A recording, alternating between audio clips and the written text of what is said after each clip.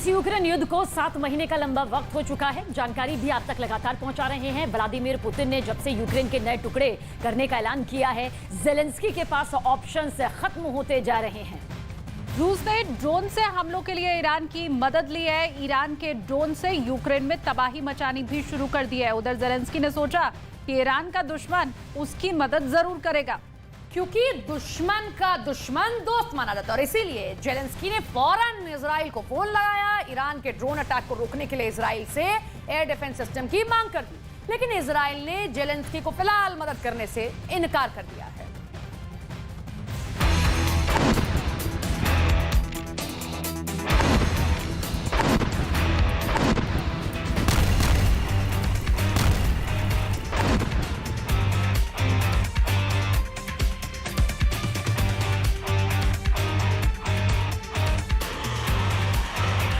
इन धमाकों ने यूक्रेन को बहुत नुकसान पहुंचाया है।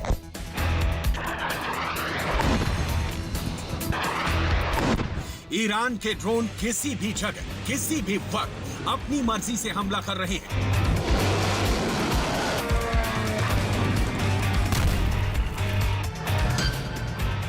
इन धमाकों ने जेलेंस्की को 440 वोल्ट का करंट लगा दिया है।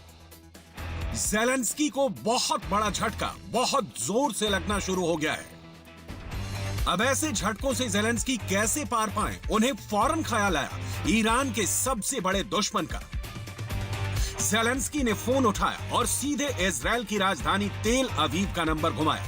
जेलेंस्की ने इजराइल से 2 चीजें मांगी हैं। पहली है इंटेलिजेंस सपोर्ट और दूसरा है एयर डिफेंस सिस्टम। इजराइल से एक बड़ा सा जवाब आया। इजराइल ने जेलेंस्की को ना कह दिया।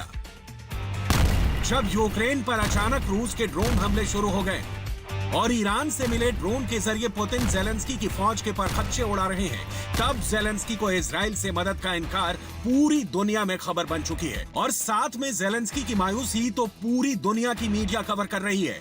दुनिया की बड़ी न्यूज एजेंसी रॉयटर्स ने बताया है कि जेलेंस्की को बड़ा शॉक लगा है। टाइम्स ऑफ इजराइल ने बताया है कि ना कहने पर जेलेंस्की बहुत ज्यादा मायूस हुए हैं। जेरूशलम पोस्ट भी बता रहा है कि जेलेंस्की नाराज हैं। अल जजीरा बता रहा है कि जेलेंस्की को इजराइल से जो उम्मीदें थी वो बहुत बुरी तरह टूटी हैं। ड्रोन के धमाकों और हाइमर्स जैसे खतरनाक हथियारों पर बम बनकर टूट रहे ईरान के ड्रोन, ऐसी तस्वीरों ने जेलेंस्की को इजराइल की तरफ क्यों दौड़ाया, इसकी क्या वजह थी? जेलेंस्की जानते हैं कि ईरान और इजराइल आपस में बहुत बड़े दुश्मन हैं और दुश्मन का दुश्मन दोस्त बन सकता है। लेकिन जेलेंस्की कहां गलती कर गए, इसे बहुत गौर से समझिएगा, क्योंकि ये हथियारों के लिए बहुत ही बेकरार व्लादिमीर जेलेंस्की की नासमझी और नादानी कही जाएगी। साथ में जरूरत से ज्यादा उम्मीद पालना भी कहा जाएगा। जेलेंस्की भूल गए कि उनके दुश्मन रूस के इजराइल से कैसे रिश्ते हैं। इजराइल रूस का दुश्मन तो कतई नहीं है। ऐसे में इजराइल क्यों अपने आयरन डोम जैसे हथियार देकर पुतिन को नाराज करना चाहेगा? यूक्रेन युद्ध जब शुरू हुआ था, तब रूस के एयर स्ट्राइक से घबराए जेलेंस्की ने दुनिया के हर कोने से मदद की गुहार लगानी शुरू कर दी थी। कीव, मारियोपोल और खार्किव में ऐसे ऐसे अटैक हुए कि जेलेंस्की की नींद उड़ गई। ऐसे में शुरुआत में ही ऐसी रिपोर्ट आ रही थी कि यूक्रेन इजराइल से हथियार ले सकता है, लेकिन ऐसा कभी हुआ नहीं। यूक्रेन के लिए इजराइल के हथियारों का जो स्टेटस फरवरी और मार्च 2022 में था, जेलेंस्की के लिए वही स्टेटस सितंबर 2022 में भी कायम है। टाइम्स ऑफ इजराइल की रिपोर्ट और डॉशे वेले की खबर दोनों बता रही हैं कि युद्ध की शुरुआत से ही जेलेंस्की इजराइल से हथियार मांग रहे थे, लेकिन उन्हें मिले नहीं। अब सवाल है कि आखिर जेलेंस्की के पास ऑप्शन क्या बचे हैं, क्योंकि डॉनबास के इलाके में राजशुमारी से ये साफ हो चुका है कि वहां की जमीन पर अब रूस का पूरी तरह कब्जा हो चुका है और पुतिन अब वहां से पीछे हटने वाले नहीं हैं। लोहान्स्क और डोनेस्क पर भी पुतिन की वैसी ही हुकूमत चलेगी जैसी वो 2014 से क्राइमिया पर कर रहे हैं। Уважаемая госпожа председатель, недоговороспособность западных стран и продолжение киевским режимом войны против собственного народа не оставили нам иного выбора, как признать независимость Донецкой и Луганской народных республик и начать специальную военную операцию с целью защиты русских и других жителей Донбасса и устранения угроз нашей безопасности, которые НАТО ड्रोन के हमलों के साथ साथ डॉनबास में पुतिन का राजकुमारी वाला अटैक, ये बात ज़ेलेंस्की हजम नहीं कर पा रही हैं। वैसे उनके पास कोई और रास्ता भी नहीं है।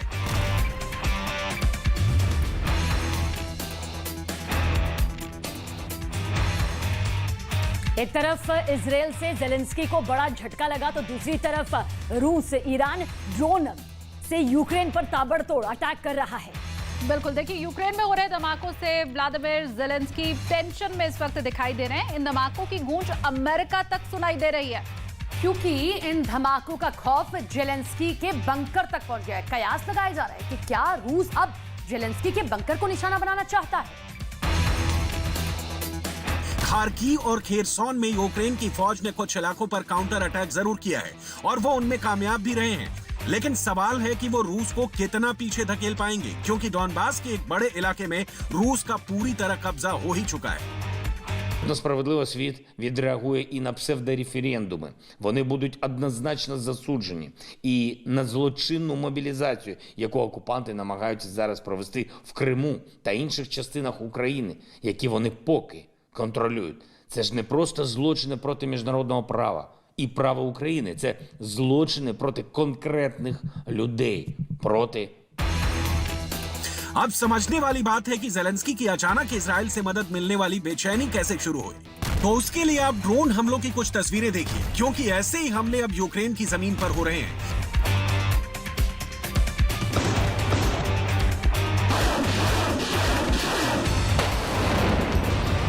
इन धमाकों से वोलोदिमीर ज़ेलेंस्की को बहुत डर लगता है। इन धमाकों की गूंज अमेरिका तक सुनाई दे रही है।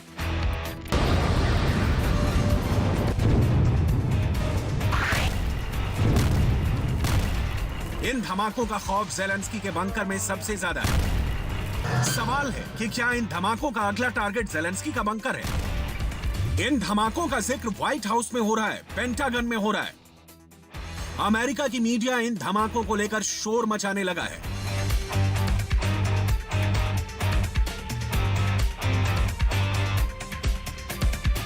अमेरिका के वॉल स्ट्रीट जर्नल ने छापा है कि रूस ने ईरान से जो आत्मघाती ड्रोन लिए हैं, उसने यूक्रेन की सेना पर नया खतरा पैदा कर दिया है। न्यूयॉर्क टाइम्स ने लिखा है कि ज़ेलेंस्की के जवाबी हमले को रूस के ड्रोन यानी ईरान से खरीदे गए ड्रोन से कड़ी टक्कर लेनी पड़ रही है। फोर्ब्स की वेबसाइट पर तो यूक्रेन युद्ध में ईरान के ड्रोन वाले खतरे पर लंबी चौड़ी रिपोर्ट छापी गई है। रूस ने ईरान के ड्रोन से सबसे ज्यादा हमले खार्किव के इलाके में करने शुरू किए हैं। यह वो जगह है जहां यूक्रेन की सेना ने 6000 वर्ग किलोमीटर इलाके पर फिर से कब्जा किया है।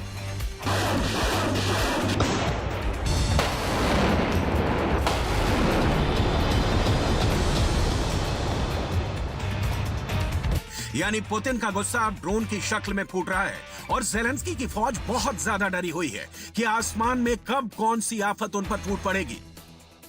लेकिन ज़ेलेंस्की बता रहे हैं कि सब कुछ नॉर्मल है। чисел вересня.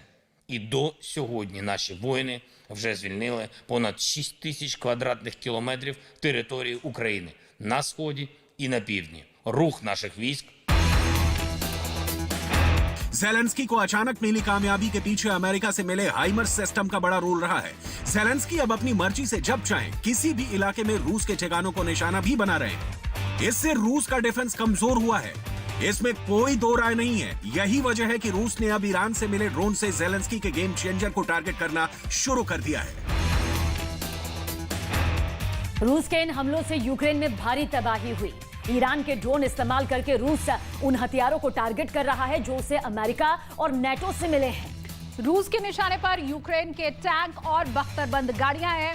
यूक्रेन की बड़ी बड़ी तोप और बहुत ही खास और खतरनाक हाइमार्स जैसे मल्टी रॉकेट लॉन्चर है जो कि ज़ेलेंस्की को बाइडेन और नेटो ने बतौर तोहफा दिया है।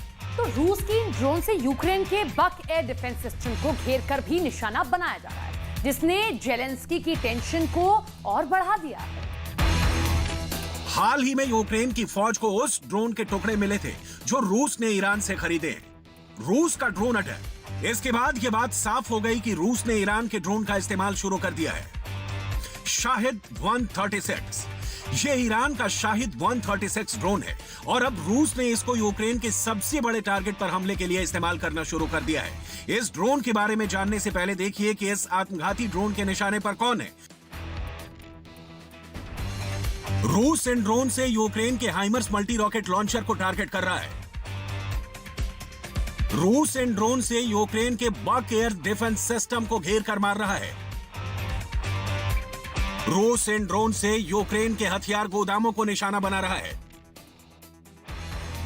जिस ड्रोन के टुकड़े मिले हैं, दावा किया जा रहा है कि यूक्रेन की एयर डिफेंस मिसाइल ने उसे मार गिराया है।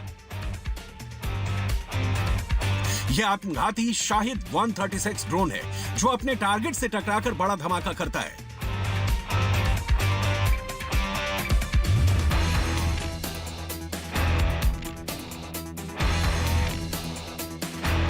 आप इन ड्रोन्स को इस वक्त ज़ेलेंस्की का सबसे बड़ा सिरदर्द कह सकते हैं, जिसका असर अमेरिका पर भी पड़ा है। ईरान के ड्रोन इस्तेमाल करके रूस उन हथियारों को टारगेट कर रहा है जो उसे अमेरिका और नेटो से मिले हैं। इनमें टैंक और बख्तरबंद गाड़ियां हैं, यूक्रेन की बड़ी बड़ी तोप और बहुत ही खास और खतरनाक हाइमर्स जैसे मल्टी रॉकेट लॉन्चर हैं जो ज़ेलेंस्की को बाइडन और नेटो ने बतौर तोहफा दिए हैं।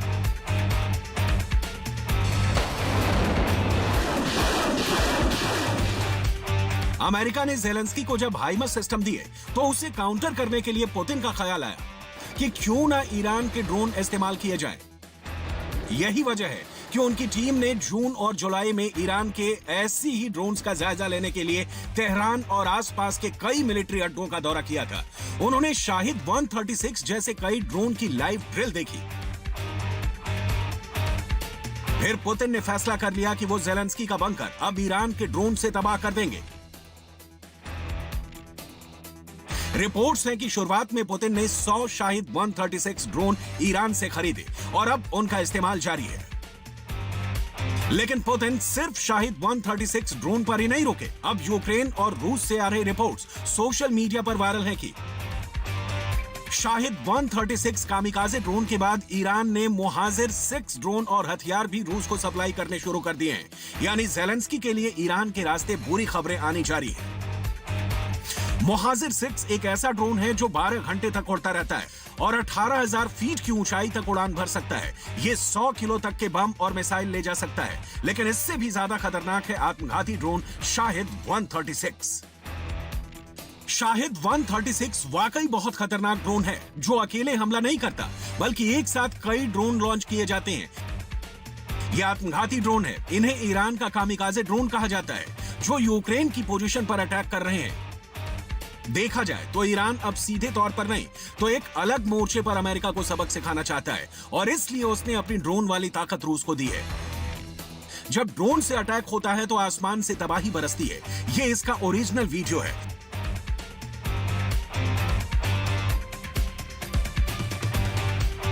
ईरान के पास ड्रोन के करीब 20 बड़े प्रोजेक्ट हैं और सभी बड़े कामयाब रहे हैं।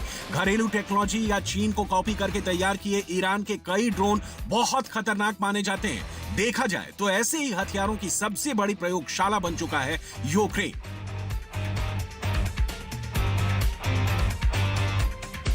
ईरान ऐसे युद्ध में एक नई एंट्री है और उसके ड्रोन्स ईरान की ड्रोन पावर को पूरी दुनिया में पहचान दिला दी है।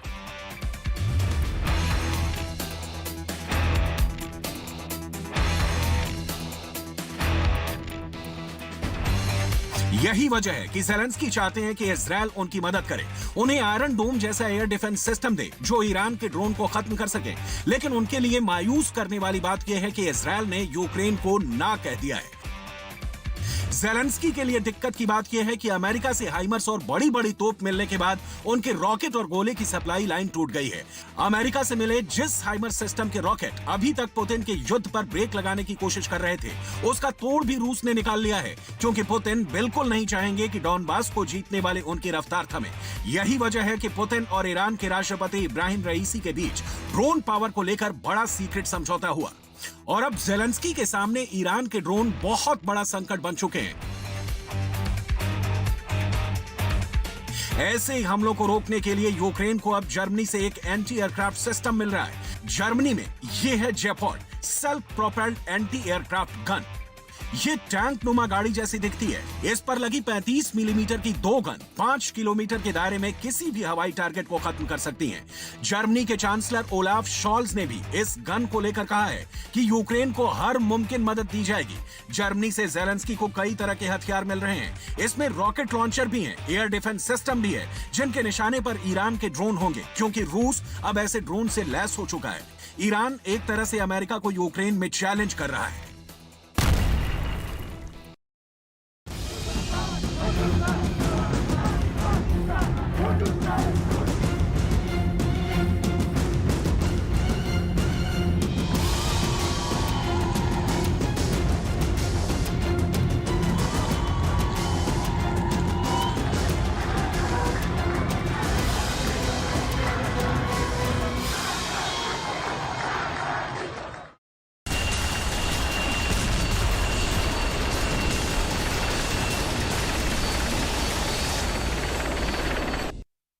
चलिए अब बड़ी खबर आपको ईरान से बताते हैं, जहां पर जैसे ही हिजाब उतारा गया तो किस तरीके से बवाल हुआ। ईरान में हिजाब के खिलाफ प्रदर्शन हिंसक होता जा रहा है। कराज शहर में हिजाब विरोधी प्रदर्शन की अगुवाई कर रही हदीस नजवी की पुलिस फायरिंग में जान चली गई है। पुलिस पर 6 गोलियां मारने का आरोप लगा है। तो बड़ी खबर आपको बता दें, दरअसल किस तरीके से ईरान में महिलाएं हिजाब उतारकर अपना विरोध प्रदर्शन कर रही हैं। ऐसे में अब ये पूरा मामला जब आगे बढ़ा तो पुलिस ने फायरिंग की और इस पुलिस फायरिंग में 6 गोलियां मारने का आरोप पुलिस पर लगा है। तो ईरान में विरोध प्रदर्शन की आग में अब जल उठा है और ये आग उस घटना के बाद बढ़ गई जिसमें हिजाब न पहनने वाली 20 साल की हदीस को पुलिस ने गोली मार दी, जिसमें हदीस की जान चली गई। जिसके बाद अब ये प्रदर्शन ईरान के अलग अलग शहरों में बड़ी तेजी से फैल रहा है। हिजाब पर संग्राम, ले ली जान।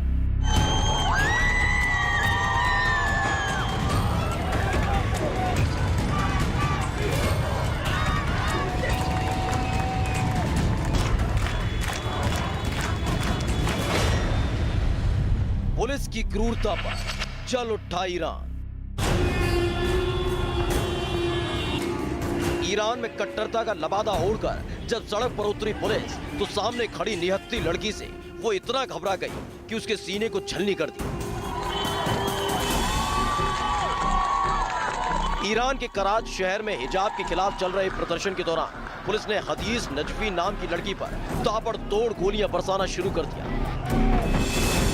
जिसके बाद वहीं उसी जगह हदीस नजवी ने दम तोड़ दिया। जिसके बाद पूरा का पूरा ईरान आंदोलन और विरोध की आग में जल उठा है।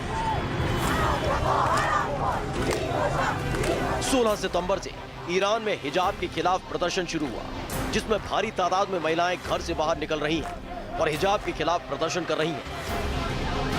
एक ऐसा ही प्रदर्शन करज शहर में हो रहा था, जिसकी अगुवाई 20 साल की हदीस नजवी कर रही थी। विरोध के लिए हदीस ने हिजाब नहीं पहना था और ईरान की पुलिस के सामने ही हदीस ने अपने बाल खोल दिए थे। यही नहीं, हदीस ने पुलिस के सामने ही अपने बाल काट दिए, जिसके बाद पुलिस वालों ने हदीस पर गोलियां चलाना शुरू कर दिया और उसे मौत के घाट उतार दिया। 20 साल की हदीस की मौत की खबर जैसे ही ईरान में फैली, पूरा का पूरा ईरान जल उठा। अलग अलग जगह विरोध प्रदर्शन शुरू हो गए। महिलाएं जो अब तक सिर्फ हिजाब के खिलाफ चल रहे इस प्रदर्शन को बाहर से समर्थन दे रही थी, वो भी अपने घरों से बाहर आ गई और अब ईरान की राजधानी तेहरान से लेकर 45 से ज्यादा शहरों में पुलिस और सरकार के खिलाफ प्रदर्शन हो रहा है, जिसमें महिलाएं अब खोलकर हिजाब के खिलाफ अपना गुस्सा जाहिर कर रही हैं।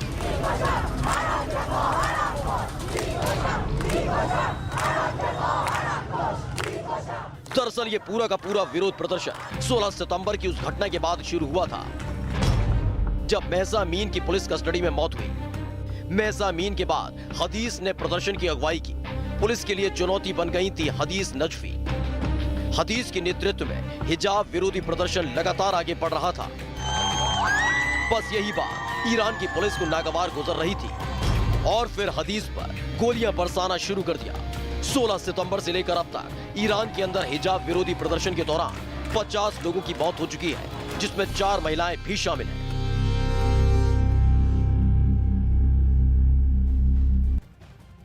आइए अब आपको बताते हैं कि आखिर हदीस नजवी के साथ हुआ क्या था। तो ईरान में चल रहे हिजाब विरोधी प्रदर्शन की हदीस नजवी अगुवाई कर रही थी।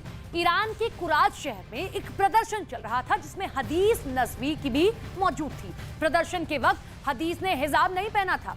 बताया गया कि विरोध दर्ज कराने के लिए हदीस ने पुलिस के सामने ही अपने बाल खोल दिए थे। हदीस नजवी ने जैसे ही अपने बाल खोले, ईरान पुलिस ने हदीस पर गोलियां बरसानी शुरू कर दी और हदीस को पुलिस ने 6 गोलियां मारी।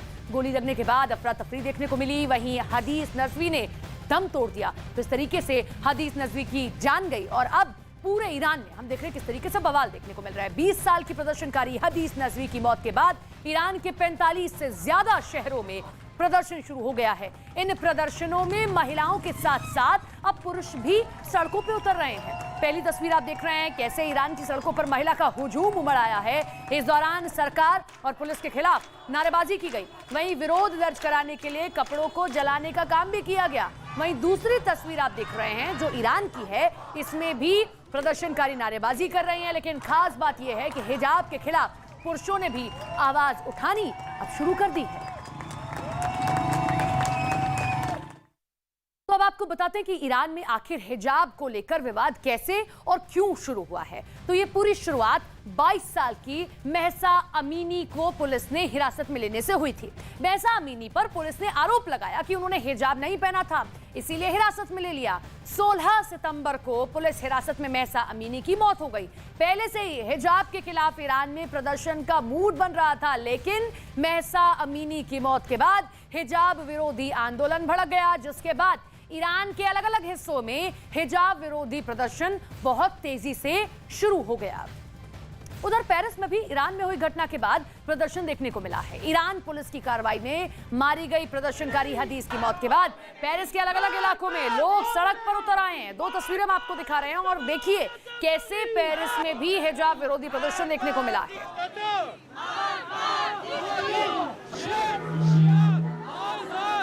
तो तस्वीरें हम आपको दिखा रहे हैं। यूं तो ये ईरान से पूरा बवाल शुरू हुआ, लेकिन अब जो है ईरान की महिलाओं को समर्थन पेरिस में भी मिल रहा है। पेरिस में भी किस तरीके से न केवल महिलाएं बल्कि पुरुष भी इस बात का समर्थन कर रहे हैं जिस तरीके से प्रदर्शन ईरान में महिलाओं द्वारा किया जा रहा है। हिजाब विवाद जो ईरान में बढ़ चुका है। इसी बीच बड़ी खबर आपको बता दें, पीएफआई मामले में यूपी से यह खबर है जहां पर लखनऊ से पीएफआई सदस्य अब्दुल माजिद गिरफ्तार हुआ है। माजिद के पास से पीएफआई और आईएसआई से जुड़े कई आपत्तिजनक साहित्य बरामद हुए। शहर छोड़कर भागने की फिराक में माजिद था।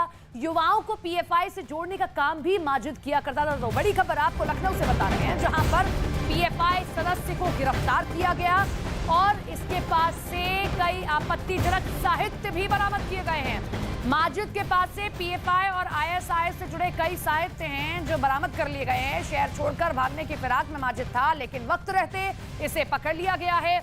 युवाओं को पीएफआई से जोड़ने का काम माजिद किया करता था। आपको बता दें इससे पहले भी पीएफआई पर किस तरीके से कई राज्यों में शिकंजा कसा गया, एक के बाद एक हमने देखा किस तरीके से लोगों को हिरासत में भी ले गया, गिरफ्तारी भी की गई। और अब पीएफआई का ये अहम सदस्य माजिद लखनऊ से गिरफ्तार हुआ है। लखनऊ से इसे पकड़ा गया है और इस पर आरोप है कि युवाओं को किस तरीके से ये पीएफआई से जोड़ने का काम किया करता था। और न केवल जोड़ने का काम, जब इसे गिरफ्तार किया गया तो इसके पास से कई आपत्तिजनक साहित्य पीएफआई को लेकर और आतंकी संगठन आईएसआईएस को लेकर मिले हैं। अब पूछताछ की जाएगी और ये जानने की कोशिश होगी कि अब तक कितने लोगों को ये पीएफआई से जोड़ने का काम कर चुका और कहां तक ये पूरा नेक्सस काम कर रहा है।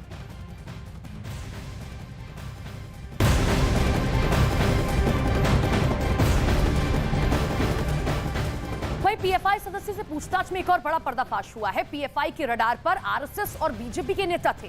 बीजेपी और आरएसएस के नेताओं पर हमले की तैयारी में भी पीएफआई जुटा हुआ था। एनआईए और एटीएस की रेड के दौरान गिरफ्तारी हुई और उन सभी गिरफ्तारियों में जो सदस्य गिरफ्तार हुए हैं उन सभी ने खुलासा किया है कि उनका निशाना आरएसएस, राष्ट्रीय स्वयंसेवक संघ और बीजेपी के कई बड़े नेता हैं। न्यूज़ 18 के मनोज गुप्ता की ये खबर आप देख रहे हैं। ये बड़ी खबर आपको बता रहे हैं जिसमें पीएफआई मामले में माफ कीजिएगा बड़ा पर्दाफाश हुआ। जितने सदस्य गिरफ्तार हुए अलग अलग राज्यों से, जब उनसे पूछताछ की गई तो बड़ा खुलासा उनके द्वारा किया गया कि जो टारगेट था उनका वो राष्ट्रीय स्वयंसेवक संघ यानी कि आरएसएस और बीजेपी के कई बड़े नेता हैं। इससे पहले भी कई खबरें सामने आ चुकी हैं किस तरीके से बड़ी रैली को टारगेट करने का काम इनके द्वारा किया जा रहा था और बड़े पैमाने पर मास को जुटाने का काम भी किया जा रहा था।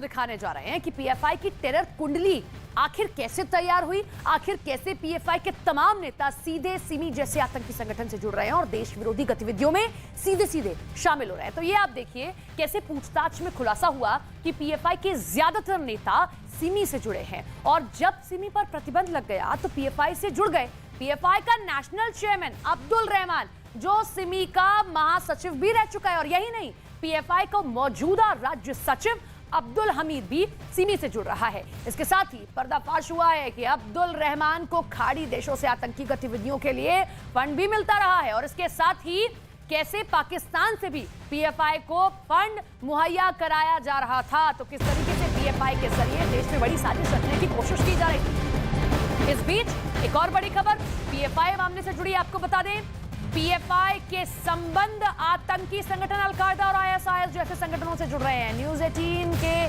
संवाददाता मनोज गुप्ता की ये एक्सक्लूसिव खबर आप देख रहे हैं। इसके मुताबिक पीएफआई सैयद अब्बू मऊदी और अल्लामा इकबाल जैसे कट्टरपंथी इस्लाम विद्वानों को फॉलो कर रहा है और इतना ही नहीं, सूत्रों की माने तो पीएफआई सिमी और टी नजीर ग्रुप को भी फॉलो कर रहा है। सूत्रों के हवाले से दावा तो यहां तक किया जा रहा है कि पीएफआई के कई कैडर सीरिया में आईएसआईएस में शामिल तक हो गए हैं। तो देखिए आप किस तरीके से पीएफआई की सीधे सीधे जो लिंक है वो आतंकी संगठन से जुड़ रहे हैं। सिमी से पहले लोग जुड़े रहे, सिमी को खत्म करने के बाद पीएफआई का रुख किया और पीएफआई को किस तरीके से पाकिस्तान से भी फंड मुहैया कराया जा रहा है। कई खाड़ी देशों के ऐसे संबंध यहां देखने को मिले हैं।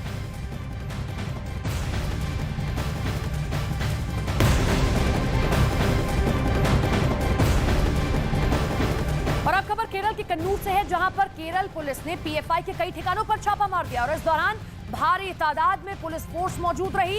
इससे पहले एनआईए और एटीएस ने 15 राज्यों में पीएफआई के कई दफ्तरों पर छापे मारे थे, जिसमें 106 लोगों को गिरफ्तार किया गया। एक बार फिर से छापेमारी का दौर ये शुरू हो गया। तो बड़ी खबर आपको बता दें, पीएफआई के ठिकानों पर केरल के कन्नूर में एक बार केरल पुलिस ने फिर से दबिश दी है। इससे पहले भी कई राज्यों में एटीएस और एनआईए की संयुक्त कार्रवाई में कई गिरफ्तारियां हो चुकी हैं।